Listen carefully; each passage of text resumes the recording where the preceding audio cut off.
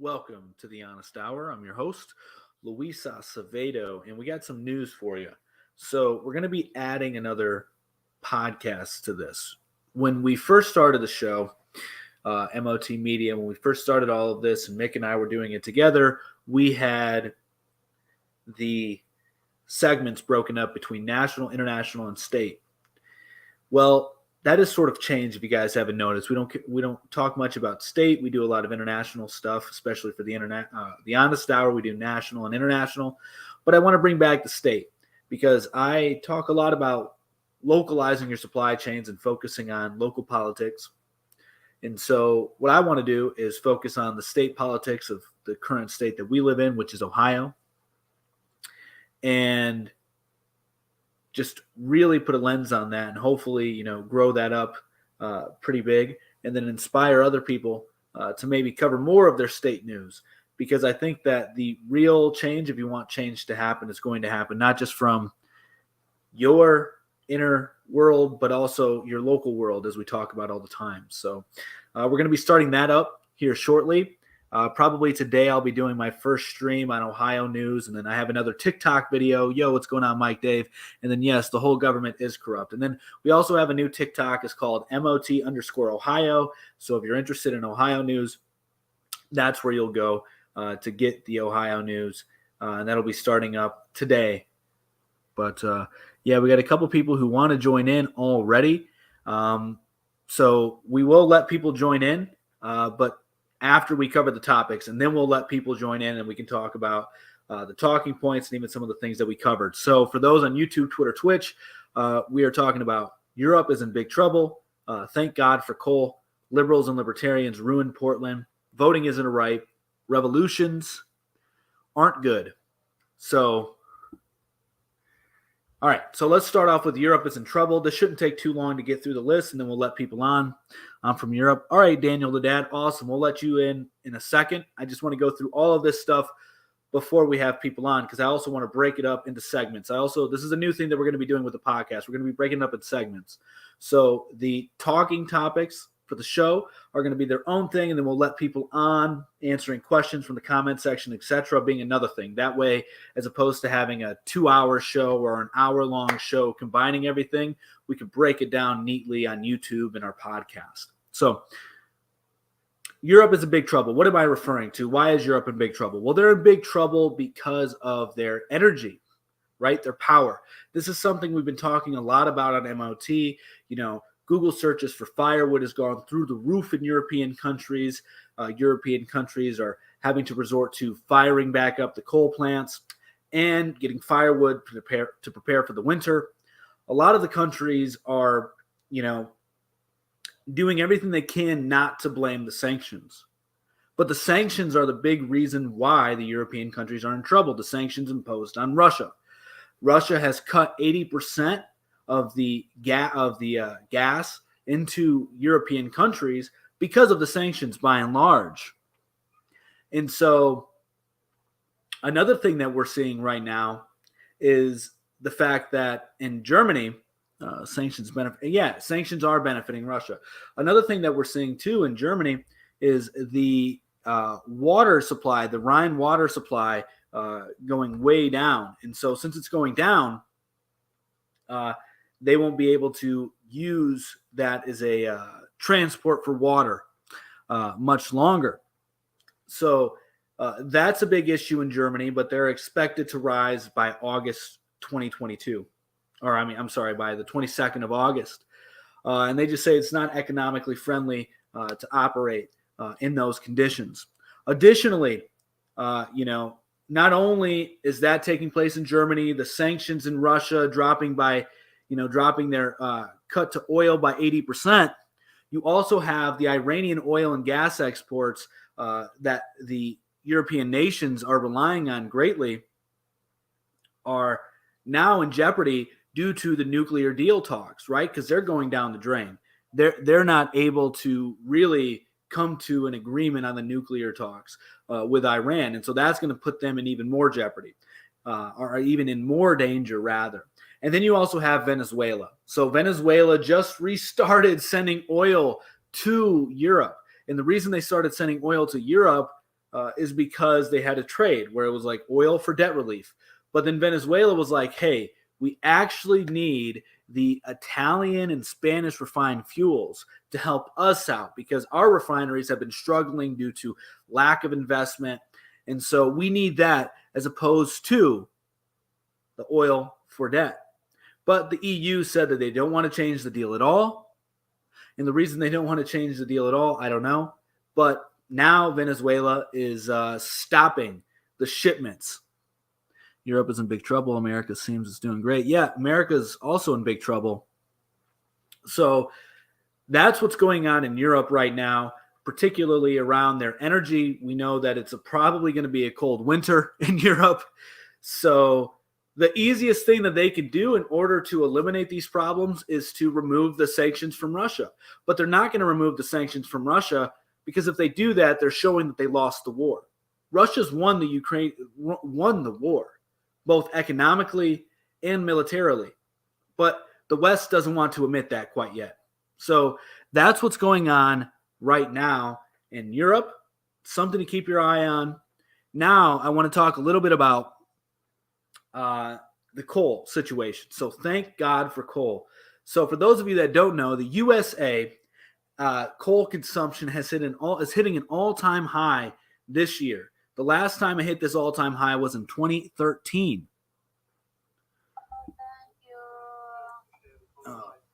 That was weird. So in 2013, and not only is coal consumption reaching all-time high, but the stock prices are going through the roof for coal companies as well. And then you also have Central Appalachian coal production hits a 2-year high. And then so as I've already stated, the coal prices has been going up across the world and in the USA. And you also have the fact that 79% of all the energy produced in America in 2021 was from fossil fuels. So coal was a big part of that. And, this has a lot to do with the fact that we have the sanctions on Russia once again. And yes, sanctions in Russia was a dumb move, period. And then also we're not building capacity for the coal. So there's a coal shortage raising up the prices. And so what I think is going to happen, combining, the big trouble with Europe, the coal, all of this, is that I believe the left, the global elite, the mainstream media will eventually use the high energy prices as a tactic to try and promote renewable energy sources, right? Because we already know that they're doing that with gas. This is a fact. That like Pete Buttigieg, Joe Biden, the press secretary have all stated, hey, gas prices rising is actually a good thing because it's going to encourage people to get EV vehicles or EV, right? Go EV. And this is going to be the same thing that they apply. Thank you for the W. This is going to be the same thing that they apply to the rising energy prices. I mean, you look at Italy, right? Italy, there was a video on Twitter circulating showing that the fall lies. Where's the proof? It's a globe. Right. But there was video circulating from Italy of somebody's electrical bill going from like $1,100 to $5,000. Insane. And so I think they're going to blame it on climate change. They're going to blame it on, they're going to basically state this is because, we're trying to transition to renewable energy. But we know that that's not going to work. And we know that this is going to put the United States and the West in precarious situations. And this is why the East is going to win, because China's increasing its coal production. It doesn't give a damn about this whole climate change narrative. Russia as well. So the West is going to lose. It's going to put its own people in jeopardy. It's going to put its own people in jeopardy because it wants to be virtuous, quote unquote. It wants to protect the environment, quote unquote. And then the countries that are going to win, that are going to be thriving, are the Eastern countries: China, Russia, the Middle East, Iran, Venezuela. They're going to start partnering up with Russia, China, and they're going to be booming, while the United States and the West are falling because we're trying to do this global, climate change agenda, and it's nonsense. So that's what's going on, and then that's what's going on in the United States and Europe. So the last thing that we want to talk about before I bring anybody else on is going to be Democrats ruin Portland, or as I have up there, liberals and libertarians ruin Portland. And so longtime residents of Portland are moving due to homeless camps increasing, as well as crime rates. There's a quote here from a current resident. It says, "Every day, if you go from one end of the street to the other, you're confronting some very difficult situation. People are in really dire straits." And this person said that basically his backyard is next to a homeless encampment. Additionally, Starbucks has left Portland because of the homeless problem, the crime rates, etc. And now Portland, from 2019 to 2021, has increased. What area in Portland? Yeah. I'm not exactly sure of the area in Portland. But obviously it's in the bigger cities, right? Because people that are moving out are moving to the suburbs, because the cities are usually the part where it becomes the worst. And so the homicide rate in Portland has raised 207% from 2019 to 2021, and the homeless rate has increased from 2019 to 2022 from 4,000 to 6,000. So a 50% increase. 50% increase. Gresham back in the day was the worst. Interesting. So yeah, a lot of these people are moving into the suburbs and getting out of the cities. And I blame this in large part due to the legalization of crack cocaine in Portland, right? So basically hard drugs are now legal in Portland. And that is what's causing a lot of these issues, I believe. And also it's liberal and libertarian run. And the reason I say libertarian is because of the drug policies, right? Libertarians are all for letting everybody do what they want to do. And so that's why I blame it on the liberals and libertarians. But that is what's going on in Portland. I think that we're going to be seeing this across the board for liberal and libertarian ran states. So, yeah, that's what's going on there. Now, if anybody wants to join, feel free to send an invite, and then we can let you on. But that's what's going on in the news today, just to keep it very brief. And then if we want to circle back around, feel free. Yes, the war on drugs went so well. I'm not saying, well, the war on drugs was kind of like a fake thing too, right? Because the CIA was supplying the drugs to the gangs. Europe, IG, I guess we should sanction Russia to show we're virtuous. Who cares if our people suffer? Exactly, Sean, exactly. So let's see. Portland and Seattle are full of homeless people, which is messing up the attraction of these cities. Yeah, and you know what? I don't of course I blame, partially inflation too, right? Home prices going up. Hey, what's going on? How you doing? Doing well. Yourself? Not too bad. Where are you from? I am from the United States. I'm originally from Michigan. I currently live in Ohio. Okay, so I just come on. What do you mean Europe's in big trouble? I'm from the United Kingdom. Yeah, so this is something I covered in the beginning of the stream. I'm talking about your guys' energy. So energy prices have gone up across Europe tremendously, and so 80% cut by Russia due to sanctions. You also then have the Iranian oil and gas exports coming in that could be halted because of the nuclear talks failing, since they're dependent on that. And then also Venezuela. Venezuela was giving you guys quite a bit of an oil. All of the most of the European countries, that is, giving a lot of people oil. But then they cut that off because there was no negotiation to change the trade. So the original trade was oil for debt relief. But then Venezuela said, hey, we actually want the refined fuel from Italy and Spain because we need that, because our operation is struggling over here. So that would be a better deal for us. And the EU said, no, that's not how it's going to work. And so Venezuela stopped shipment.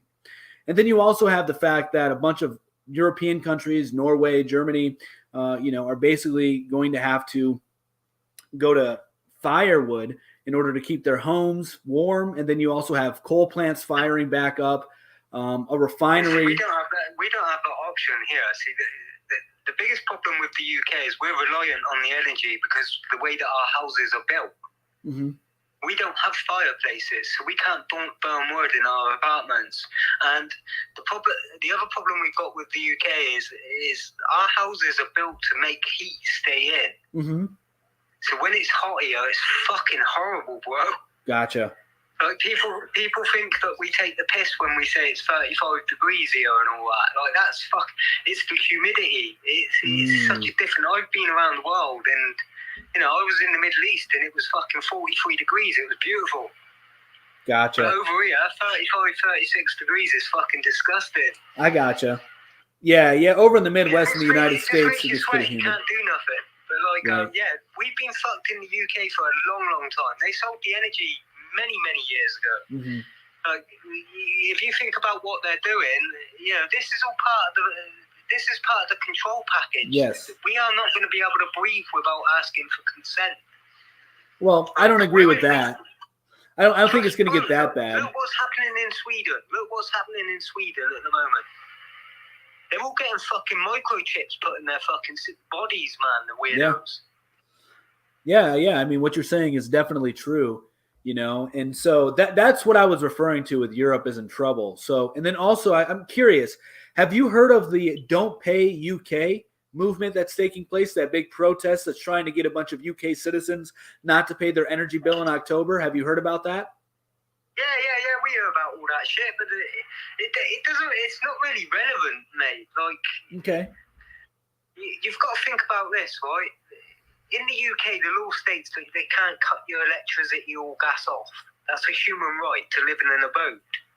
So you don't have to pay anyway. There's many people in the UK that haven't paid electric for fucking centuries. You've got to know the law. The law. The problem in society is we're all brainwashed because no one actually understands. Here, for example, in England, we have a thing called a TV licensing where we have to pay £130 a year. Right? Okay. But the problem is, right, is people will willingly phone these people up and say, here's my fucking money, without asking the question, where's the contract? Because everything's contractual. The law is contractual. It has to be lawed by consent. So where's the contract? There is no contract, so no one has to pay anyway.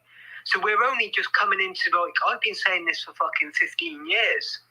I'm 40 at the moment, mate, and I've known this for a very long time. The whole system's fucked. They talked about slaves, saying they blamed it on race, saying it was blacks. We're all fucking slaves. We're tax slaves. Look at the system. The system was set, right? If you're religious, it was set by God.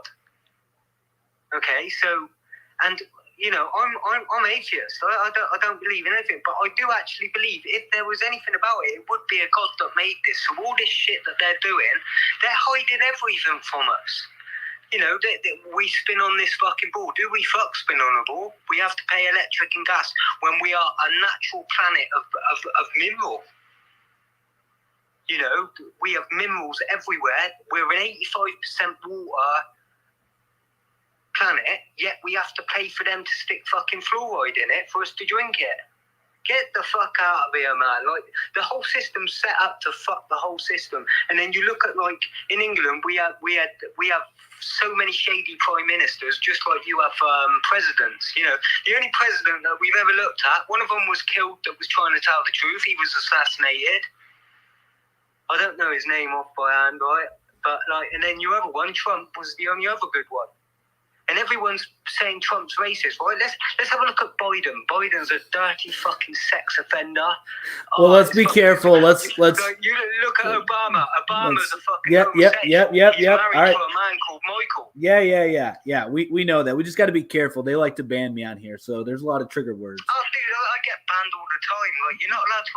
Well, we live in a society, right? As a British man, we look at America and we go, "Fuck me, man. America's got it tough because you've got guns." But then we understand why you got guns. We got fuck all here, mate. We got to get fucking anything we can. Right. Like, imagine if people are coming at you, yeah? At least you can protect yourself. Do you know what we can do? We probably You got knives. knife up and fucking chop him up. You got knives, man. A lot of knifing happens over in the dude, UK. like, if you get caught with a knife in England, you get 5 years instantly in jail. It's fucking sad as fuck. That's crazy. What if you want to just whittle some sticks? What if you just wanted to whittle some sticks? You can't do that? Not allowed to do that shit here. What about a cooking knife? Yeah, but that ain't gonna work, no. And that's like a butter knife, isn't it?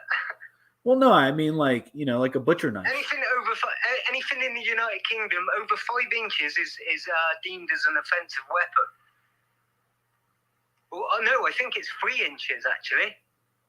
So what about like steak knives or butcher knives? Like, are those not allowed, or do you have to have like a license or a job? You've got to have a caravan or a cooking stove with it. Ah, I gotcha. You can't just carry it around on going to a barbecue. Where's your fucking barbecue? That's what they'll say, bro. Well, why don't you just get one of those portable grills? You keep them on you at all times, and you keep the knife. Yeah, I'll cut him up and then cook him after, innit? I'll go down for cannibalism. But, like, I honestly, right, do you know when you look at the system that's in place, right, people are fucking woken. So many people are waking up right now.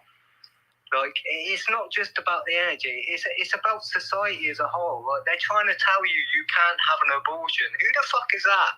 Who the fuck are you telling that can't look after a lot? And then it brought such a big uproar.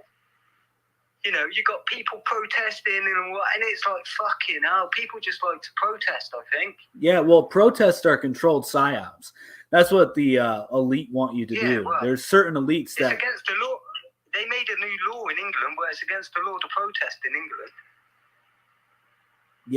Yeah. Well, I don't think that it's that's interesting. I'd have to look into that some more because I'm sure that there's things that you could protest, but I don't think that protesting does you. It's about crowd control. So, like when COVID happened in the United Kingdom, you know that like they were telling us. Well, let's speak. Hang on. Before you go, let's not call it by its name. We're on YouTube as well. We have YouTube strikes for trying to talk about this shit. So, just call for sniffles. Call it the C word. Call it the C word, call it unicorn, call it something other than its name. And if you're going to talk about the jab, and if you're, well, hang on. And then if you're going to talk about anything to do with the jab, call it the poke, the poison, jab, something, not its actual name. Do you think the COVID-19, Can you think the bullshit? Yes. Do you think bullshit 19, do you think that that's real? No. Okay, it's real. Trust me, it's real. Right? My old man's in hospital, but like it's another common cold. Okay. What do you mean we're insane? I just love reading the comments, man. Yeah. Well, hey, man, thank you for coming on. Thank you for giving your input. No worries, I appreciate that, bro. Take care. Peace out. You too. All right, that guy was entertaining. How a revolution's not a good thing. It's the way things change. No, they're not a good thing because they just cause a lot of chaos and death. It's bad. So my belief is this. If a system is so corrupt and evil, it will fall on its own. You don't need to do anything for it to fall. And now, for whatever reason, our live just ended. So let's try to go back on the live on TikTok. Not exactly sure what happened there, but we did not get banned. None of that happened. Must have just been a glitch. So we're going to pull it back up on TikTok and go from there. Very weird, very strange. But yeah, so the reason I was saying that I don't believe revolutions are good is because I think that the corruption within a society, within a government, will bring it down on its own. Without the need of people getting upset and resorting to not so good tactics, such as violent tactics, to bring down that. I don't think that that's necessary. I think that it just comes upon its own, and then they lose power. And I think what's more important to do is focus on building a system that will fill the void, right? Because let's say that happens, it crumbles on its own. Well, then something's going to have to fill it, right?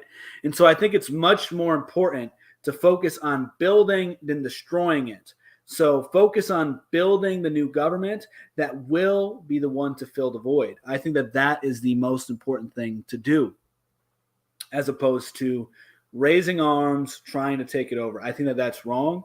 I don't agree with it whatsoever. That's why I think that revolutions aren't good. And mostly they are orchestrated by the powers to be, right? Where they will essentially get people to do their dirty deeds. The people will be the pawns in their revolution, if you will. So that's what I think. That's why I think they're bad. Now we're just waiting for TikTok to, keep picking up, because we just had a live stream going. We had like 50, 80 people in there, a lot of activity in the chat. So now they're probably like, what happened? Because for whatever reason, it just, it glitched out. It stopped the live. We're not banned or anything like that, but it stopped the live. And so just have to wait for that to pick back up. Hopefully it picks back up. If not, that's okay. I get it. We're still rolling here. So the other thing that I have in the comments here, not comments, but the topic is voting is not a right. So the reason I say voting isn't a right, I think voting is a privilege, sort of like your driver's license. Voting isn't something that like you're born with the right to do. You could say, well, here in America, you're born with the right to vote, but you're not born with the right to vote. Things that you have the right to, you don't have to, wait a certain age for. You're just, you grow into that right. Like, I don't know.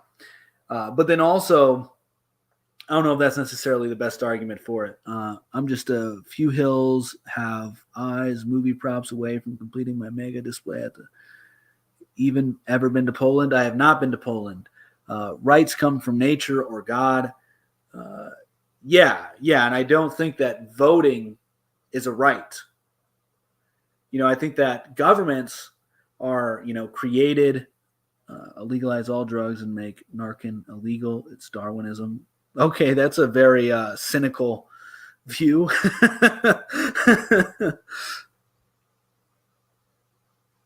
So, hey, what's going on? Voting is a right. It's guaranteed under the 15th Amendment. I'm sorry? Voting is a right. It's under the 15th Amendment. Yeah, so I'm coming from a different perspective. I don't think voting is a human right. It's not a human's right. I thought you're like many, like it's not like a right as an American citizen. Well, I don't even think it should be a right whatsoever. I don't agree with it being a right in any way, shape, or form. I think it's a privilege. I think that you should have certain qualifications to vote. I don't think that anybody should be able to vote. But the perspective I'm coming from specifically is not a human right.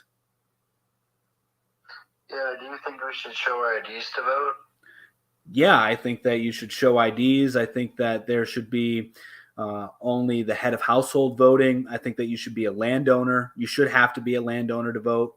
I think that you should have to pass certain civics tests, not intelligent-based tests, but knowledge-based tests to show that you understand what you're voting for and what politics is and how your vote matters. So I think that the voting pool should be significantly reduced.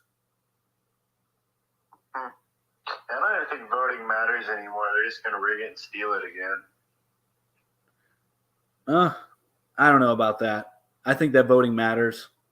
I think they want you to think it doesn't matter. I don't trust voting anymore.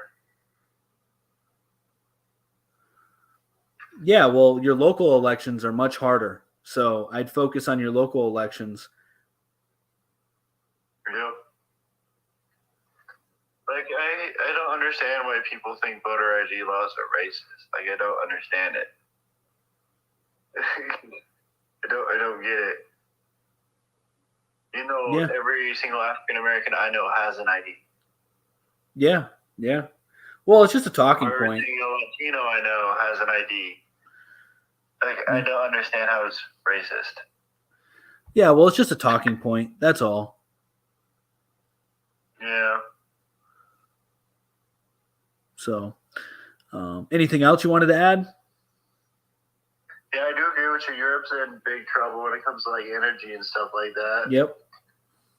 Because I remember back when Trump said, "Oh, Germany's going to be completely reliant on Russia power," and everyone called him a crazy conspiracy theorist. But look what happened now.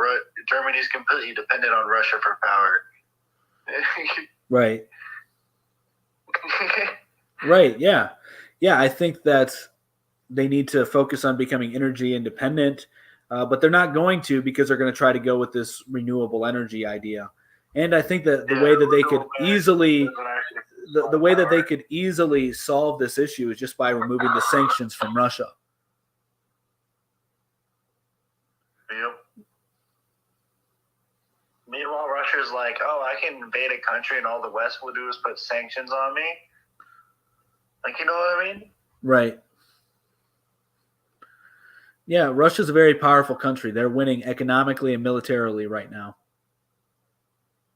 Well, if you compare militaries, Russia's military is shit compared to the U.S. military. No, it's not. That's a lie that they've been propagating for some time. Russia has a high quality military. So do we. We have the best military in the world, my friend. It's debatable now.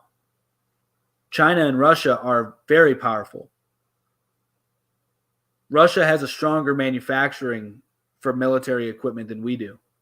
We outsource a lot of our manufacturing. I know. But when it comes to it, though, if we do end up united, we can outproduce anybody. That's what we did in World War II. We outproduced the Germans. We're not in World War II anymore. We've outsourced so much. It would take so long to build the manufacturing plants, to repurpose them. We wouldn't win. Yeah, because wars are not won on the battlefield; they're won in factories. I don't know about that. I mean, like that's how World War II was won for the United States. Well, the Soviet Union won World War II. Yeah, where do you think they got their equipment from? I think they got it from themselves. I don't think they got it from the U.S.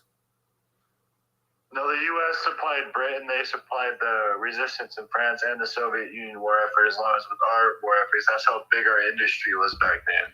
I don't know. They supplied. You could be right. I don't know that they supplied the Soviet Union, though. Like Detroit was a huge factory place. That's what Detroit made 50% of everything related to World War II fighting efforts. That's why you see so many abandoned factories in Detroit. Let's see. Yeah, I know there's a lot of abandoned factories in Detroit. I'm originally from Michigan, but yeah, I don't know that we supplied them. I'm trying to find if we supplied them.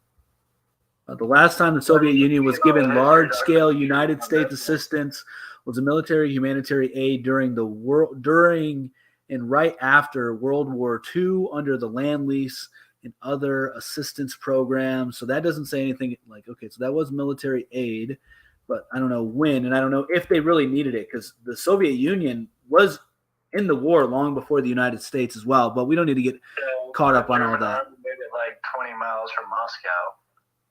Yeah. But yeah, man, anything else? And I do agree with you on revolutions aren't good, but if it comes to a point where it's necessary, then it's gonna happen. There's no ifs, ands, or buts about it. You know what I mean? But No. I agree with you that it's not a good thing to have because if the U.S. has a revolution, the entire world economy will crash because so many countries rely on the United States to keep them afloat. Yeah, so I would say that, my point of view as far as revolutions go is I don't know that they're actually necessary because if a government is corrupt and sinful, it will just fall on its own over time. And so what I think is better to do is simply to build the replacement as opposed to focusing on overthrowing it. Yeah. In the Declaration of Independence, it states it went a long train of abuses. And it says something about a long train of abuses can be bearable no more. It's the people's duty to overthrow such government. Yeah. Well, hey, man. I'm pretty sure it was in the Declaration of Independence. Yeah. Well, hey, I got somebody else that wants to hop in here. It's been a real pleasure speaking with you, man. Thanks for coming up. Yes, sir. All right. I know he's been waiting for quite some time. What's going on? Hello, how are you? I'm doing well. Yourself? What? I said I'm doing well. Yourself? I'm pretty good. Good. Why do you think Europe is in big trouble? Yeah, so this is something I covered at the beginning of the show, which I think you were in for, and I've listed out the points. It's basically energy, and you can say migration is a big problem too, but energy is the main focus I had. Well, I don't think there is a problem. I think when it's getting colder, there will be no more sanctions, because if you're normal politician, you won't make your people get cold, die in the cold because of war situation. We should talk about not war, but about understanding other people. Every single country in the world has many problems. Yes, 100%. And that's a good point. I don't know if they will remove the sanctions though, because then they would have to admit defeat to Russia. You have problems between Trump and Biden. We here have problems between many politicians. It's very in Europe. There is many small countries, different countries, many Lithuania, Estonia, Latvia, Poland. We all have the same problem. And when it's starting to get cold, people will go outside and do what they do. Yeah, I mean, hopefully things change before the winter. I know that people are firing up the coal plants, gathering firewood for their wood-burning stoves, or finding ways to heat up their home alternatively if they can't depend on the but the power companies. Well, not in Europe. There is more skyscrapers, long buildings. There is not house like in America. There is one house, one family. It is how to say. There is lots of one long building, and you can't make fire in that building. So why are they getting firewood? So why is like Norway, Germany getting firewood? I hear articles about it all the time. I actually know a live streamer in Italy who has bought an abundance of firewood. Yes, you're right, because it's getting very expensive. It's getting very expensive. For example, one pallet, European pallet, you know what is pallet? Yes. When you put in the truck, one pallet, it's about for maybe one winter, will cost you about 600 euros. Yeah, that's insane. So basically, you will have to get a lot of dormeo things in your bed to make you warm. Right. I don't know. I think Latvia has given up. They are buying gas from Russia. Me myself, I think we should not throw hats at the bear, because when you're an ant, you shouldn't fight with a bear. Yeah, I agree with that. I think that the West. It is not meaning. It is not meaning we are lost. We are not lost. Other countries in Europe are not fighting. We are supporting Europe, but we shouldn't do this. And where are you from? I'm from Lithuania. Okay. We have border with Belarus and Russia. And What kind of news are you getting? Like, what is your perspective of the Russian-Ukrainian situation? I am tired of this shit. Okay. I want good for my family. Right. I don't want to listen to this thing. So what's like? I agree with that 100%. So what's like the sentiment there? Like, what do people think about generally of the Russia-Ukrainian war? You know, everything, every time, everybody who kills anybody else is not good. It's fact. Right. Killing is not good. Nobody in 21st century shouldn't kill at all. You should go to the gym. You should look at your life. You should buy, save money for a house, for Tesla, work hard, have a good wife. Yeah. Yeah, I agree with that, But man. not thinking about war. Yeah. Yeah, that's You know, war is a good business, by the way. it is. You understand that? Yes, I do understand that very well. It's a good business for the manufacturers of weapons. Yes, of course. Because if you know, many money is saved for military, for how they call defense system, Mm-hmm. for this defense system. So defense system at this point costs a lot of money. For example, one bullet costs about $1 plus minus, right? Mm-hmm. So basically, every bullet is shot is $1. So it's like in strip club. Mm-hmm. Right. So basically, is this thing. So it's the best business, and the owner of the war is politicians. Right. So you understand where we're going. So basically, there is no thing after maybe 40, after maybe 100 years, there will still be war. I mean, probably Because it's human humans- nature. Yes, because humans are not every person has his own opinion, and everybody is against everybody. Right. It is as long as we don't collaborate, as long as we don't start being friends with everybody, stop being racists, stop doing this stupid trends about LGBT and being traditional old school families, where man is man and woman is woman, where child is child and family is appreciated. We won't have what to talk. Look what is going outside the doors. Right. It is crazy. Yeah, I agree, man. Where do you stand on revolutions? Do you think they're good? Do you think they're bad? Do you think they're necessary? I should think we shouldn't not think about revolution or anything. We should think about this thing called I'm sorry, it is called progression. Well, technology progression, better life progression. Maybe I understand revolution bad. I'm sorry. No. That's fine. Oh, what the heck?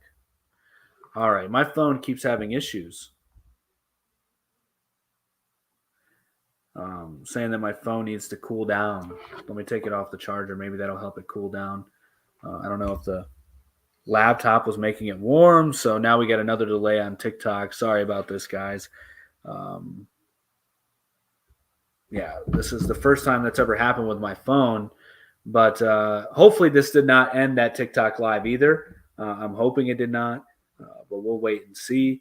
We had a lot of good comments in there that I wanted to get to, and I'll be getting to them here momentarily. Probably just have to edit this part out here, but let's just wait and see what's going on, because my phone is too hot apparently. There we go. Let's see if we can pull TikTok back up. You can stop. All right. Let's go live. Resume. All right, cool. So we're back. What happened? My phone overheated. That's what happened. I don't know how that happened, but that's what happened. So I hear you. I can hear you. Cool. We hear you. Awesome. So let's go back through some of these other quotes here or comments. Don't know why my phone was overheating, but it was. Probably because I'm using it so much. Not now, though. Okay, so you guys can hear me. Awesome. Revolution's bad. Yeah, revolutions are bad. I don't think they're necessary. There were some other comments that I now missed. Do you believe in man-made global warming? Yeah, I believe it's geoengineering. I believe that geoengineering is causing global warming, or not global warming, but climate change. I don't believe in man-made global warming. I think that that's nonsense. But I think that climate change is legit, and I think it's from geoengineering. The third topic is on point. Liberals and libertarians, yeah. Well, the libertarians, they wanted to let everything be legal. Sea level rise hasn't happened in the Statue of Liberty. Yeah, fact. And I mean, we all know you put ice in water, you let the ice melt. What happens? The water remains at its same level. It doesn't go up. It doesn't gain water. So, yeah, that whole nonsense, that whole thing is stupid. Yeah. I don't believe in the sea levels rising or any of that. I think that climate change is legit, but it's through geoengineering. I did a whole stream on this. Yeah, PGH formula. So stick with oil changes and doctors will handle the medical stuff. What are you guys talking about? I lost so many comments. Like there were so many comments that I wanted to address after I got the guest off the show. But somebody asked me, what is my political leaning? Definitely far right. There's no other way around it. Voting is in the Constitution. Hey, weirdo _police. Voting is a privilege. Exactly. Voting is not a human right. Voting is not a human right. You don't deserve the right to vote. It's something that's a privilege. That's all we needed to know. Yeah. So, I mean, you could say it's alt-right, my political leanings. I want voting for taxpayers or vets. I think it should even be more restricted. Voting is protected by the Constitution, but is a right to vote. Thank you. If you are a felon, you should not vote, right? It's explicitly stated as a right in the Constitution. Voting is earned, not given. Yeah, I think that voting is a privilege. I think that our voting system needs to be more restrictive. Owned land, head of household. Yeah, one vote per household. So the head of household will represent all the people in the household. You have to own land. You have to pass a certain test that's knowledge-based, not intelligent-based. Yeah. You can lose it all as a felon, and you should too. I think the age of voting is too low. Yeah, people need to have a couple generations in USA before you vote. That's another opinion, right? Which constitution? The corporate constitution for the unanimous, coming out swinging. What you think is an opinion. Fact is, it's a right. It's not a right. It's not a human right. Net taxpayers should be able to vote. I don't know. I don't know if any taxpayer should be able to vote. I think that you should have to own some land. That's insanely restrictive. This isn't the 1800s. Yeah, I'm aware it's insanely restrictive, and I think that the voting pool would be much better than it currently is. If all these voting rules were in place a couple hundred years ago, a lot of you guys wouldn't be here. That makes no sense. You don't know a lot, don't you? Okay. It's spelled out multiple times in the Constitution. I know you can make that argument, but I'm arguing from a different perspective that it is not a human right. You can say a piece of paper gives me this right, but a piece of paper doesn't mean shit unless you believe in that piece of paper. Fact. So people that rent apartments shouldn't vote? No. I think that only landowners, head of households, and being able to pass test. Knowledge-based test. Many things in the Constitution have changed. Yeah, if you had your own land to vote, pilgrims would have had a tougher time. Okay, if you limited to just landowners. Only the wealthy would have the right to vote. False. There's many poor people that are landowners. I know a couple people who aren't wealthy that are landowners. The left doesn't believe in the Constitution. Laugh my ass off. It's the process to put on a paper. It's called government. Yeah, I agree, but not all governments need a piece of paper to, solidify their constitution either. Hence name dirt poor. Yeah, exactly. I'm not wealthy and I own land. There you go. So there's this false narrative. You must be wealthy to own land. You don't. If we had a knowledge test, Republicans would never an election. Apparently you wouldn't either. Would never win an election. You forgot that part. Owning land to eat. The right to vote is a draconian policy. You can think it's draconian. I think it's strategic to optimize the society to allow the best of the best to vote. Yeah, fascist governments don't need paper. Well, there's a lot of governments that weren't fascist that don't need paper, that never use paper. A lot of monarchies do not have anything like on paper as far as their constitution goes. Arguably, it's better as well, right? Because a lot of people argue, is the Constitution a lie? Is it a living document or is it set in stone? Well, I think the logical answer is that it should be treated as if it's alive because we kind of progress through time, right? So we have to apply these old things, like, not that they're not true, right? But we have to apply them through a different scope. And that doesn't mean like I'm for all this crazy gun control or anything like that. I mean, like, yes, there are certain things that don't change. However, this is the reason why we can add amendments to the Constitution, right? And so arguably, this is why like non-written documents of countries' constitutions were better. But I'm not saying that they are better, but this is like one way that they were better. If you own land, you are by definition above the poverty line. Not true.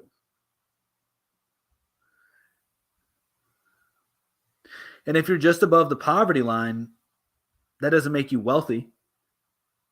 Germany shouldn't be a part of NATO anymore. Okay, I just woke up. Right on.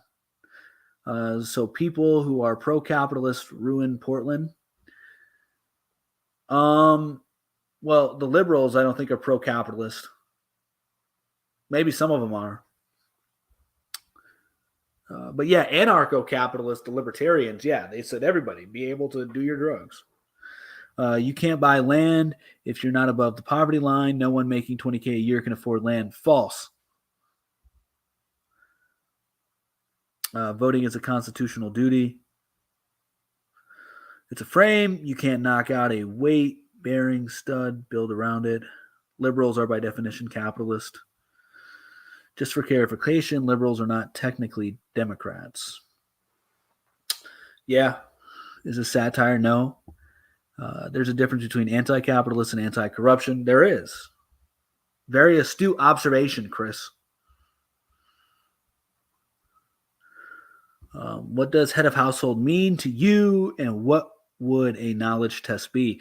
The knowledge test would pertain to your understanding of the current political structure, who you're voting for, like what exactly their job is. So if you're voting for, say, your local councilman, you have to know what their duties are. What are their duties as a local councilman? You don't have to agree with how they're going to, you don't have to necessarily take the test on like who you like, but like, what is that person in that position do? Do you understand that? A knowledge test on that. A knowledge test on your local government. What is it your local government takes care of? And then you build that up. And then as far as head of household, well, it would be the husband.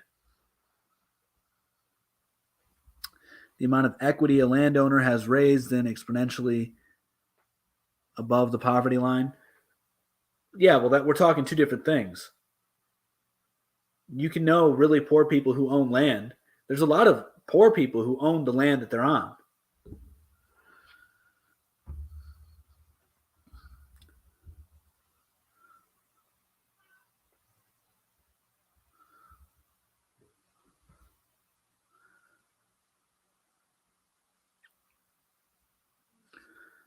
Hey, can you hear me?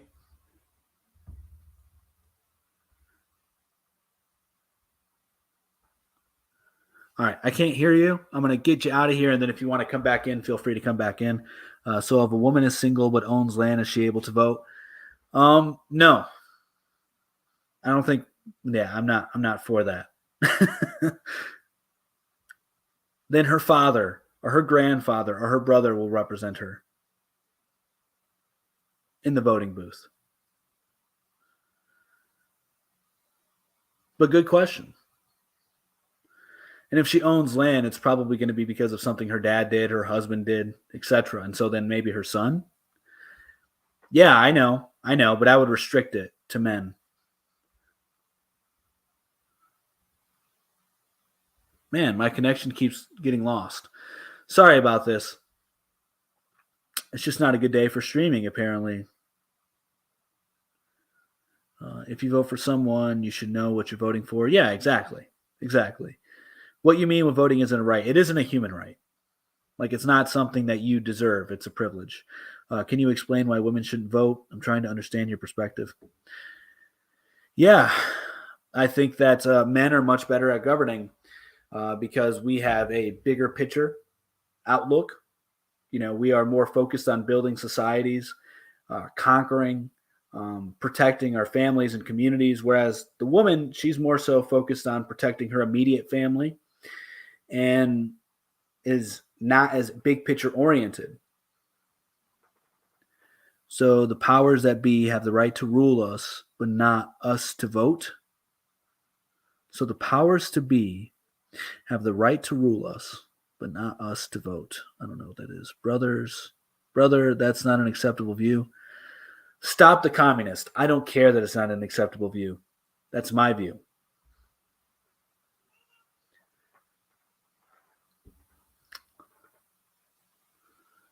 That B. Yeah, I know. I read your comment like 3 times trying to understand it.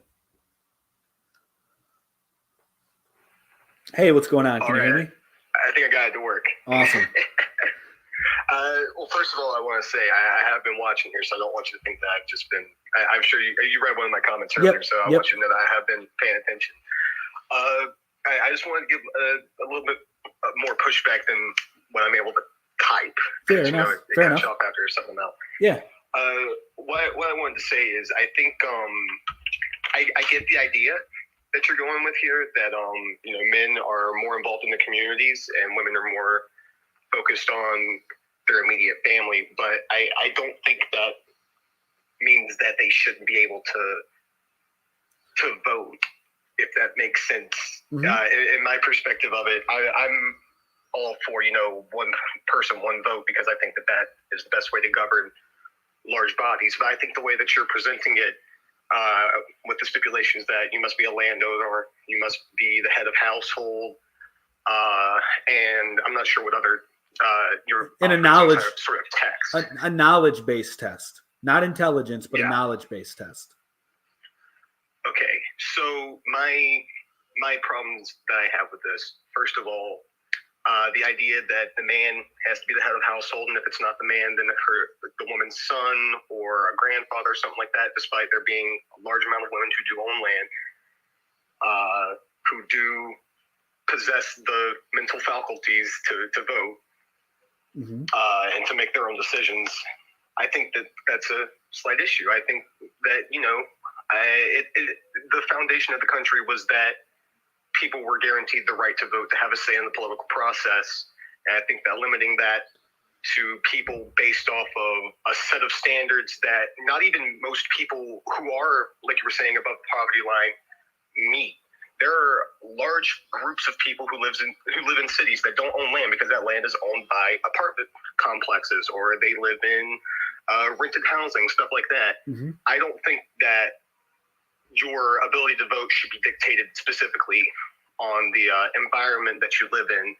I think that you should have a say in being able to change that environment and being able to better it for yourself and for your community, regardless of your gender or whatever. So as far as what I would say to that is, your comments regarding the women owning land, being single, and then also people living in the cities. So the system that I'm proposing is obviously an ideal, right? Obviously would not probably work the greatest in our current society. I'm more so focused on the future, how we're going to do things in the future. And so by what I'm proposing is a huge cultural shift, right? It would be a huge cultural shift. So the idea would be for the family. My personal belief is, if you look at why women got the right to vote, it was in Wyoming, was the first state to allow it, and then it spread like wildfire. And the reason they pushed for it was so that way that they could, the Democrats pushed for it, so that way they could fight against the Republicans who just got the black vote because they freed the slaves. And so that's all it was. It was demographic wars. And what ended up happening is, my perspective is this: if the head of household, the man, votes, he's representing the family. It doesn't mean the wife doesn't have a say in the vote. It doesn't even mean the kids don't have a say in the vote in certain circumstances. But there's only one person, so that way the family has to come into unity. Now, if you allow the wife to vote, well, you can make the argument that, well, guess what? They can be a unity, and now you have double the votes for their candidates, right? But at the same time, you also bring in the potential to sow division between the wife and the husband. So the wife is now one political party, the husband's now a political party. What the hell are they teaching their kids? So really quick, so they're losing their unity. So that's my argument, is that they lose the unity. I think the potential for division to be sowed is much greater. So the idea of just having the man vote, even if the woman is in these exceptions, is simply to keep the family unit the highest priority of all. So that way the woman no longer has this idea that I'm a strong, independent woman, I can do all these things. That should be done away with, because we should be encouraging families. We should be encouraging marriage. So the man as well should not be like, I'm the same as vice versa in my logic. I'm consistent. I don't think that the man should be like, I'm single, I'm a player, I can have all these women and do all these things. No, I think the goal of society to maximize its functionality is to promote marriage and families. And so by saying that the head of household has the right to vote, the landowners have the right to vote, would help preserve that. And it would help keep the society cohesive. And then going to your city comment, you would then have the disillusion of these huge apartment buildings where nobody owns land. And then if you do own land, you don't own land, you're a renter, it's not going to be the norm. So basically it's a reversion back to ownership as opposed to renting. Not that there's anything wrong with renting. Renting's always been around. But the goal should always be ownership. But in our current economy, I know that that's very difficult. I get that. I'm sympathetic to that issue. But my whole point is a cultural shift. That's where my perspective is. Yeah, and this person in the comment section just brought up a good point that I was going to bring up. So if it's by landowner, then why are you using gender discrimination? I've already answered that question. Purposefully, I think I've already answered that question. Yeah, it's to incentivize family over anything else. That's why. But there are families that don't consist of completely, one. Those are the exceptions. What about in the case? Those are the exceptions, and those families, and the exceptions should not prove the rule. Should not disprove do not disprove the rule. And the exceptions should not be no. If you're pitching this as a utopic kind of thing, it's not utopic. To think about. It's not perfect. There are going to be people that are left behind. But yes, there will be people who are treated unfairly. Yes, because that's every system. The way that I can sorry, I hate to interrupt. It's all good. I was just going to say the only thing that I can really say is the way that you're pitching this. It sounds very similar to the way things were handled before women were given the right to vote before. Slavery was abolished. It sounds very regressive, and I don't think that you mean for it to come across in that way. But well, I will say this. That I was going to say I would argue that those policies have what got us into this point that we're at, where before it was land-owning white people who made laws and built cities and moved around capital and manipulated it into making more money for them, owning more land, renting out that land, providing it to their families, stuff like that. Now, I live in a very rural area. My family does own quite a bit of land. We use it for farming and stuff like that. Right on. Yeah. But I myself do not own that land. But however, I do live by myself in my own home, but I don't own the land that this house is on. So there's already an issue with that. And I think when you try to break down the politics of it, it goes back significantly, and we end up back in the mess we're in over time. I disagree. This is a direct, the situation we're in is a direct effect of the policy you're speaking of. No, actually, it's a direct effect of quote unquote progressivism. I'm not sure how that. Yeah, so like I already said, the reason why women got the right to vote in Wyoming was because the Democrats, this is a fact, they wanted voting, they wanted more voters. That's all. They wanted to win elections. So they said Republicans are going to get the blacks. Fact. They freed them. We screwed up. They freed them. They're getting their votes. So why don't we try to give women the right to vote? And then that's what started the wildfire across the United States. And then what it became, I would say it was also the amount of women who were asking for the right to vote. No, there were actually this is well, hang on. This is actually a big misunderstanding. So everybody talks about the suffrage movement, but nobody talks about the anti-suffrage movement. There were arguably more women who did not want the right to vote because of all that it entailed. Going to war, etc.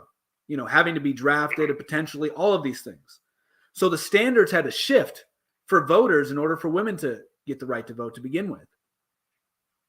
So a lot of women did not want the right to vote. A lot of women protested it. Yes. And there's a lot of women today. And I would argue that a lot of women, so arguably the world has become a worse place because of this, because now women have higher mental health issues than they did before. Fact.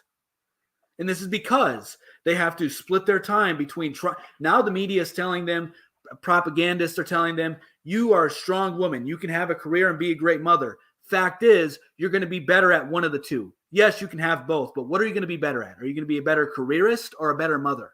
Most people today are choosing to be a better careerist than it is mother. I have no issue with women making money. There's nothing wrong with women making money, but women have the right to raise their child and not worry about making money. They have the right to do that, and they should be able to do that. I don't think anyone can raise a child without making money. Yes, this is where the family comes in. This is where the family comes in. So the woman should have the right, should have the security to raise her family without concern of losing the roof over her head because she has made the right decision because her husband is a hard worker. Her husband is providing for them. That is the role of the family. And that is how it should be. And that has been manipulated and destroyed. And that is what's causing us into this degenerate society in which we live in, because the mothers have been replaced by the schools, by the government, and the fathers have been replaced. Well, I'm sorry, the fathers have been replaced by the government. The schools have replaced the mothers. I don't see it in that light. My viewpoint on this is if your issue is that women are being told, oh, you can be strong and independent and you can raise a child while working at the same time, I think that the solution to that is fairly social or socialist in nature. Then if your issue is that women aren't able to provide for their children and, you know, raise their children at the same time. They can. They just have to choose what she's going to be better at. That's my point. You can do it, but you're going to have to sacrifice. Are you going to sacrifice your career for your children, or are you going to sacrifice your children to go move up in your company? That's it. You can do both. So you can do both. You don't have to choose those underneath a system that would fix this issue is simply providing women with the capital that they need to be able to raise their children. Yes, that's called a husband. That's called a husband, not the government. No, that's called a husband. There are a good amount of women that, you know, don't have a husband to be there. Even the husband dies, or due to, you know, other circumstances, they end up in jail or they end up on the war. So if that happens, things like that. Yeah, that happens. But that's the thing though, is you can say that it needs to fall, the responsibility needs to fall on men. And you brought up that women's mental health is actually falling, but men's mental health is also falling at the exact same rate. It's actually worse for men because they're not able to speak about it, which, I mean, that is a big issue. It's a very big issue because it's been stigmatized. The system that you're pushing for here shows that men need to take up and they need to be the providers and all this, but that's to stress that leads to that mental No, it well-being doesn't. and that No, it mental doesn't. deficiency. That's a lie. It That's a does. lie. Constant stress That's a lie. of providing for a family. Look no further than there was a very famous case, a man named John List, who he was stressed out about his family and the financial situation he had been in. He was a working middle class man. He killed his entire family and went off and then made a new family. And that's once again, that's not very common. In the 50s, that's not very common. That's not very common. That's nonsense. Common, but it's a good. But I'm using an extreme case to make the point here. The point that I'm making is that the mental health of men is falling because they're under this extreme stress. No, the reason why mental health is failing for men has to do with the fact that they're trying to be that society has made you materialistic and it's consumer centric. And so men are now declining in mental health because they're like, well, I need to get the mortgage, but then we also need to take 5 vacations a year because why don't we deserve to take a vacation every year? I mean, come on, we need a break every year, right? When vacations never existed. Vacations never existed. Men are built to work. I think that work sets men free. I think that men naturally love to work and they love to provide for their family. That is not what causes mental health. That actually is a direct purpose that a man is working for. Whereas today he's like, well, I'm working for this car that I won't pay off for another 10 years. And then I'm working to get this other mortgage so that way I get into more debt. And then also I'm going to be sending my children to university. You know, it's like, well, now I'm going to be sending my children to university where they're going to get brainwashed and manipulated and preyed upon by groomers. And So hold on, because I can tell that it's spiraling a bit. What I want to bring it back to is men's mental health is falling, women's mental health is falling, mental health in the entire nation is falling. Now that is indicative of 2 things. One, the general stress that has been building over time. If you take a look at a graph, if you go from 1900 all the way to 2022, you will see a steady growth in mental health deterioration. Yeah. Now, another thing that comes, and that's on both sides. That's with both genders, all across economics.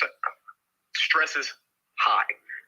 The other thing is that reporting and care for mental health has also gone up. Now, testing to determine whether or not someone suffers from depression, diagnoses of depression, things like that, that has also gone up over time because they weren't being reported. Here's what I would say to that. So first off, my point still stands about materialism and consumerism causing part of the mental health. Additionally, our food is garbage. Depression and food are closely linked. Mental health and food are closely linked. Gut health is fixed. So yes. So hang on. So those are 2 things. So those are 2 things. Sorry. Those are 2 things right there. And then the third thing I would say is a lack of purpose and a lack of God. Those are 4 reasons why. And the solution, I actually promote the solution, and that is localize your supply chains. Therefore, have your own grow your own fruits, grow your own vegetables if you like them. Have your own chickens, right? So yeah, you live on a farm. I'm all for localizing your supply chain. America was built by homesteaders, fact. So I think that having farms and homesteads, it doesn't mean you're a full-time farmer. I want to add this because a lot of people get it confused. I'm not saying that everybody should be full-time farmers. I'm saying that everybody has the ability to either help out a local farmer or have your own little small garden with chickens. Chickens are very easy. And then if you reunite the family and then you say that there is order in the household, the man is the head of the household, the man is in charge of protecting the family, providing for the family. This doesn't mean that the woman can't provide for the family either, but her priority should be to make the home a home and to raise the children. And so if you fix the food, fix the family, and then you also you then solve the man's purpose, because the man's purpose should be to serve God and then to provide for his family. And so if that's fixed, then you just need religion. You need God.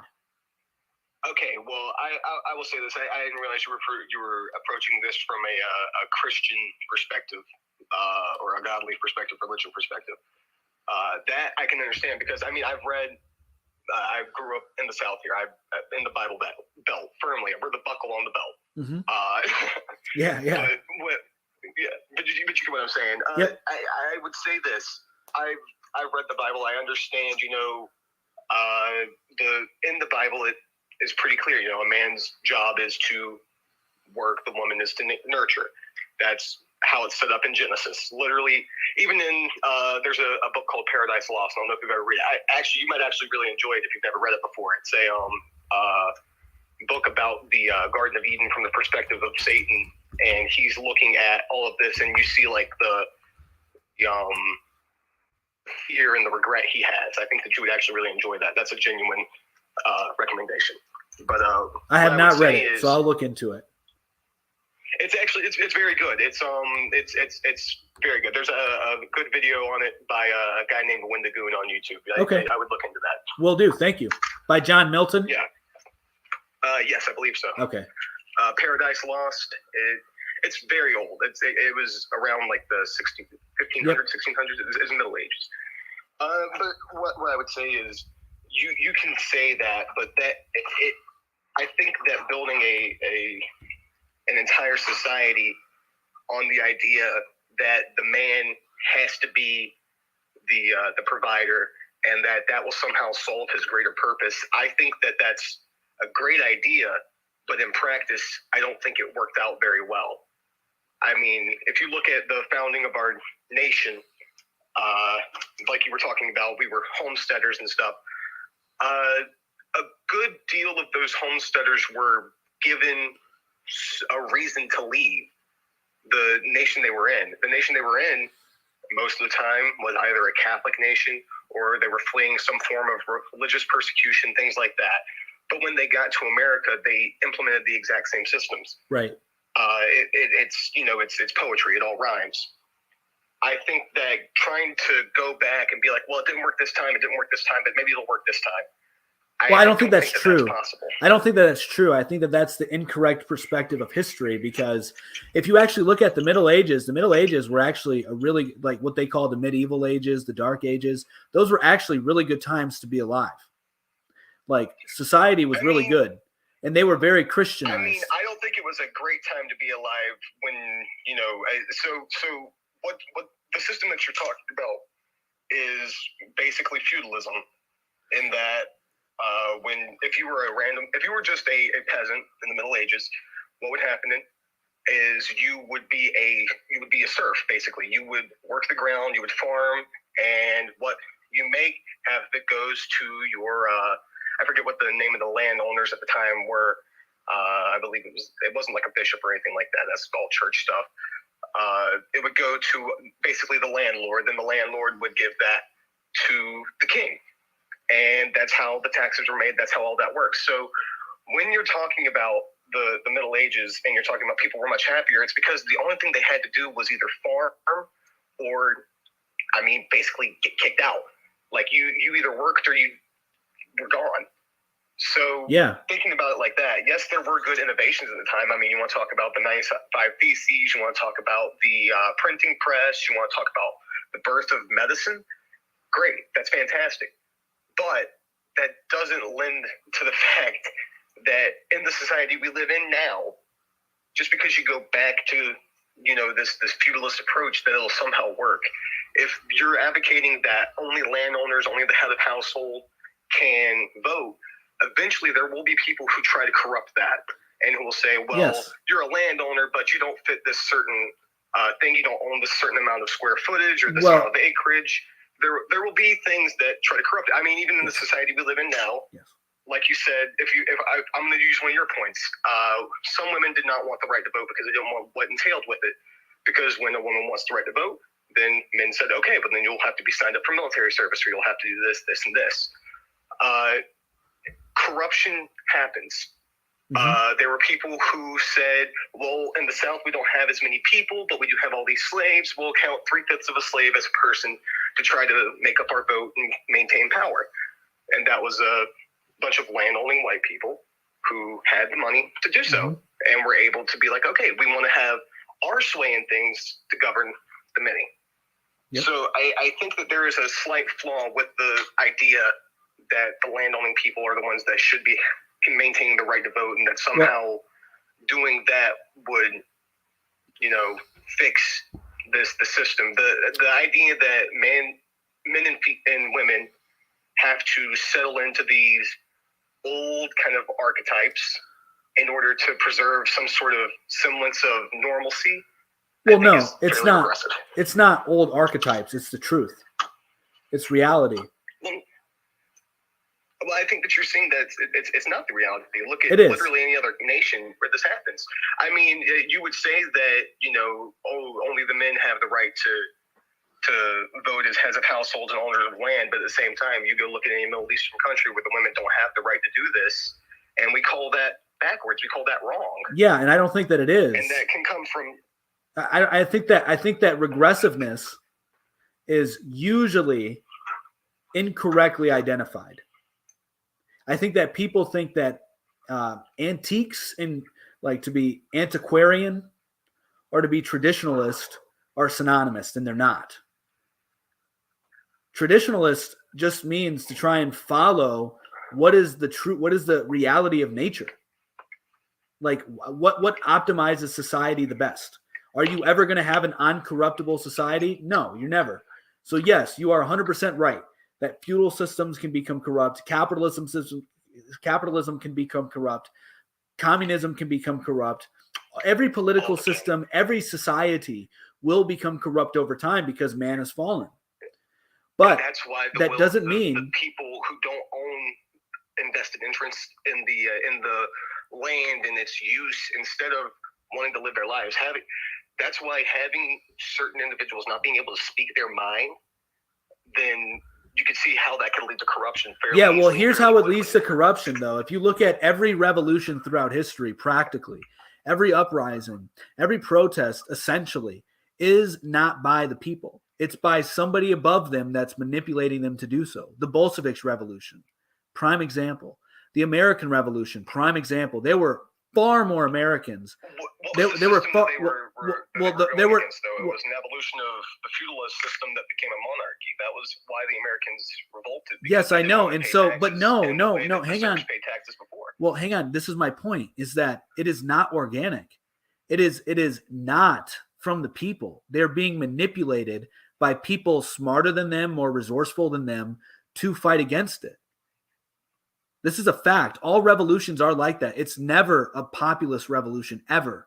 There's always some elite that wants to take control, and then they get the people below them, the masses, to believe in what they want them to believe, and then go and do their dirty work. And then they take over. They control the system. This is elite theory. Literally, it's called elite theory, and this is like what happens throughout history, practically every time. It's true. So I would argue that a party that would say, "Well, see, don't you see how awful things are? Things that are corrupt when they own half the power." I would say that them trying to whip up statistically uneducated people and get them in a frenzy about returning back to what would really have just put these elites in power. Having them do that, I think, is a good example. You got to look at it from the perspective of what group of political people want to whip up uneducated individuals and get them out, get them voting, get them active, get them ready to cause a revolution. George Washington, Thomas Jefferson, they all did that. Yeah, I mean, Thomas Jefferson also wore little white wigs and got drunk a lot. Yeah. I mean, I'm not disillusioned about the history of America. It was a bunch of drunk people in a bar that said, "Hey, we should do this." Like, trust me, I'm very aware of the history of my nation. But that's what I'm saying, though, is you have to look at it like that, because there are instances where when revolutions happen, it was because of the people. You look no further than the demonization. No. But hear me out for a second. Hear me out for just a second, because, and I know this one, I'm going to get a head shake for this one. Cuba. That wasn't by the people. Cuba. That was by the people. No, it wasn't. Yes, it was. No, it wasn't, Fidel man. Castro, Che Guevara, that's like saying that Americans because of this communists. That's like saying the Soviet Union was by the people. The revolution in the Soviet Union was by the people. It isn't. Well, no, it wasn't. And neither was the Cuban Revolution. What I'm saying, though, if you're going to give examples of things that failed, I'm going to give examples of things that succeeded. I want you to look at the bias that happens here. So with Cuba, what happened is the revolution happens. Fidel Castro becomes president, prime minister, whatever you want to call it, Yep. of Cuba. And he starts implementing socialist policies to help the people of Cuba. If you ask a lot of Cubans who were in Cuba at the time, they will tell you Fidel Castro did good for their nation. Yeah. But because Fidel Castro's revolution happened when it did, and because of the policies that he was implementing, the United States government deemed him a communist and said, these are the communists 90 miles off the coast of Florida. And that's where all happens. That's where all the demonization happens, right there, because communism bad, capitalism good, and McCarthyism. But even in 2020, Cuba, as a nation that's been under sanction by the United States for years, has been under global sanction. They still were able to produce an insane amount of vaccines for their people, even enough to give out to other third world countries or sell off to other countries that needed vaccines. They have a very good system going on there, even under the kind of what's the word? Even under the sanctions and everything, they're still managing to thrive.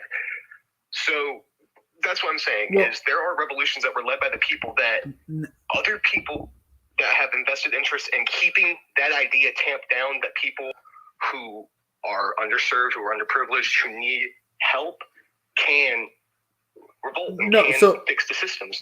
Now, but what we're seeing now is especially in America and in other countries, you're seeing people use the internet and stuff like that to rally cry and to gather individuals and gather up steam. That's why last election cycle we had the most votes ever. Allegedly. Allegedly. Well, I mean, if you want to get into I'm not going to get into all that. We can't. I'm not the Justice Unfortunately, Department, we can't because we'll get banned. But allegedly. Yeah. Well, either way, if you're looking at it at face value, it looks like a lot of people voted. I mean, more the people than had ever voted ever before. And I mean, steadily, election participation has upticked. But yeah, so that's what I'm saying, though, is that so, you've got to take yourself out of the framework of, this is what worked before, but that's just kind of my perspective. So my point is this: not that revolutions can't make a good government. My point is that, and then also just to address Big Russ, because he said two different things that by corporation. To my understanding, to be an elite isn't necessarily to be in a corporation. No. So yeah, I'm not saying corporations were behind this, but my point is that they are not by the people, because if you look at the revolution that took place in Cuba or in Soviet Union or in America, there were a small group of people who knew exactly what they were going to do once they got into power, right? On how they were going to restructure the government, correct? No. They did not? So you mean to tell me Fidel Castro... I'm going to tell you exactly what happened here. A bunch of legal theorists, a bunch of drunk legal theorists got in a bar, they sat down, they were talking about the First Continental Congress was basically just a meeting of a bunch of leaders. That's my point. Hang on. So that's exactly my point, though. Like, we can go into the nitty-gritty. We can go into the nitty-gritty of what they were, how they came to be, but they had a plan. They were coming up with fucking plans. That's my point. So my point is this. Yes. So yes, this is precisely my point. This is precisely my point. Is that it's never by the people, because there's always a small group of people that come up with a plan, whether it's shitty or good. They come up with a plan and how they're going to restructure the government and who's going to be in charge, how these things are going to come to be. Of course, there's a lot of fluidity in the beginning of these revolutions, right? After they overthrow it, right? We went from the Articles of Confederation into having the system we have currently, a bunch of fluidity throughout these revolutions. But there's always a small group of people that are leading the charge, always. And they're the ones that are pushing out the propaganda, and they're the ones that are pushing out the propaganda to the masses to try and garner support from the masses, from at least a decent-sized majority. I know, but my point is that when you are talking about revolutions, they are not by the people. They are literally by a small group of wealthy individuals 99.999% of the time who are orchestrating plans behind closed doors saying that we will be a better government than this government. Now we just need the people on our side. Yeah, and if you have a good idea and you do well with it, then people will join you. Typically, political movements start by individuals thinking this system is broken. How would we fix it? I mean, look, that's how all politics work. People say this is messed up. This is messed up. When I get in, this is how I'm going to fix it, and they do that. Now you have, if you want to look at presidential campaigns, you have campaigns that are getting donated to by massive corporations, be that on the left and the right. I mean, it's because they want to protect themselves. Look, we're one of the good corporations. Look, we're one of the people that are going to give you money. Just, keep that in mind for us.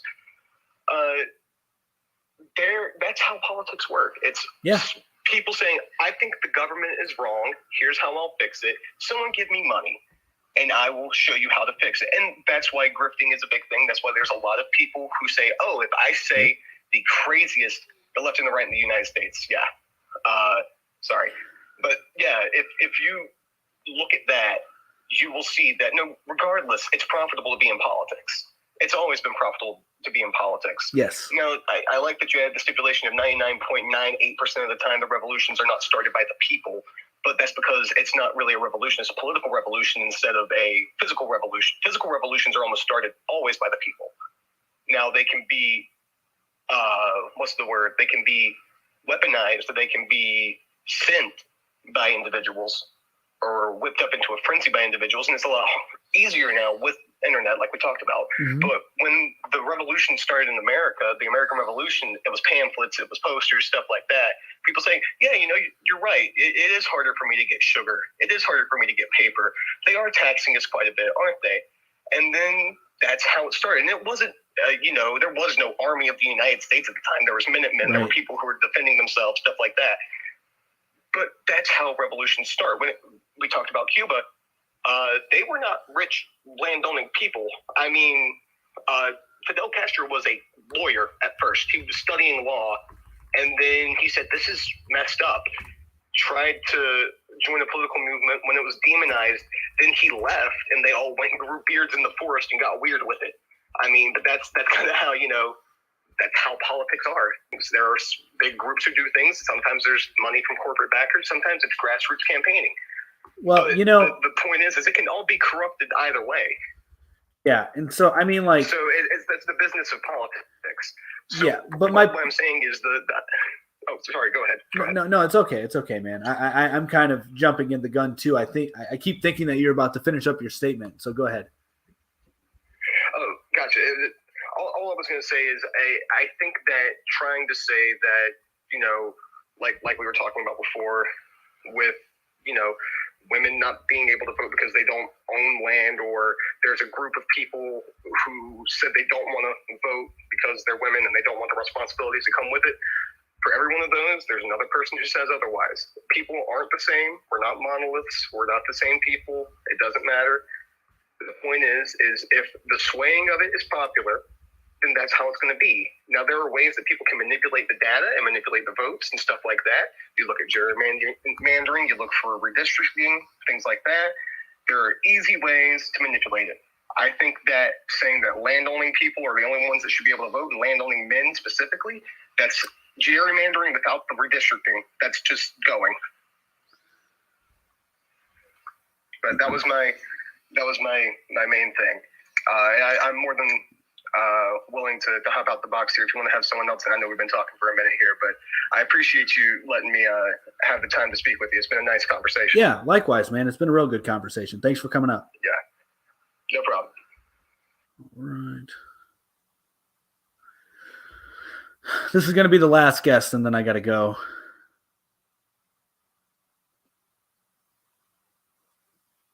Can you hear me?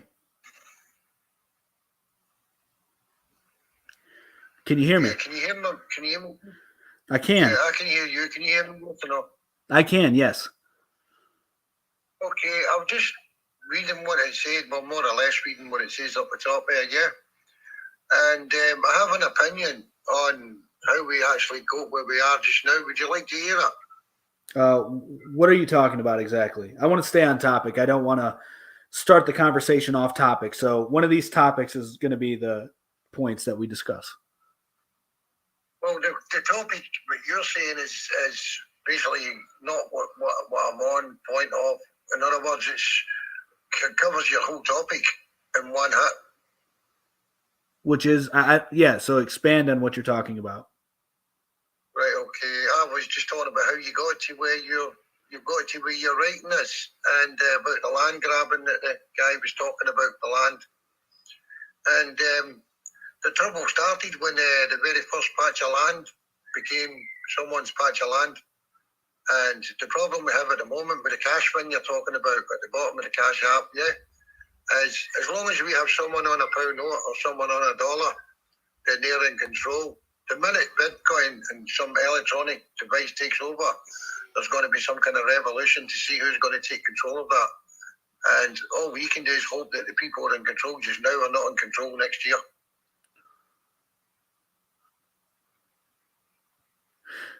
So you're saying that if Bitcoin becomes the dominant currency, there will be another elite that takes over via revolution, and we just have to hope that they won't be the same ones that are in power in the future? No, what I'm saying is I'm hoping that something like that happens. An electronic cash system happens when it gets rid of these people that are on these notes. From the beginning of time, when a man stole the first bit of land, was when the problem started. We're just carrying on that problem, trying to solve it. And the people we're trying to solve it is we've been getting division from day one. So in other words, the whole world is living on division. And now we've got a chance of taking away these people. So I'm hoping in a year's time that these people, and I'm hoping that I don't know what country you're in, I think you're in America. I'm hoping that your president is out the way, out of business. I'm hoping that the royal family in Europe and all these people who run these countries and all these dictators, I hope that they've all disappeared because their power has been taken away from them by the new electronic money. So in other words, I'm hoping that the new electronic money works for a good thing and not a bad thing. And I'm hoping next year we have brand new leaders that come from nothing, that look at human beings as human beings and stop looking at human beings as dirty little animals that they can control. Yeah. I mean, I highly doubt that, though. I doubt it as well, but I'm just saying it covers all your topics. Is we need to sit and think, well, we're going with our families, our generation has to look at our grandchildren, our great-grandchildren, and also look at the ones that did die during the war and what they fought for, and stop treating them like scum, because that's what we're getting treated like, and that's what the world's being treated like. You understand? It's not just one country, it's every country in the world, it's every leader in the world.